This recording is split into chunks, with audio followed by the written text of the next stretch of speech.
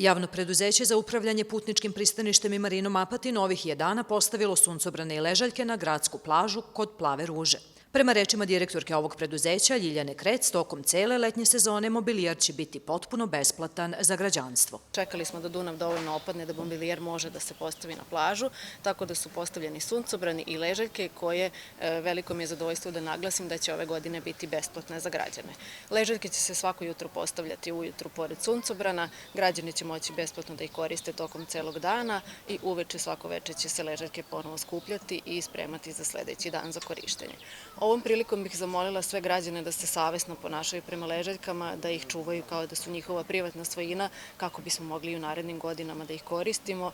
Kada je brodića Patinka u pitanju, Krecova ističe da se plovidba Dunavom organizuje svake subote, a sve je više i svakodnevnih vožnji po zahtevima grupa i individualnih posetilaca. Brodića Patinka radi punom parom još od maja meseca.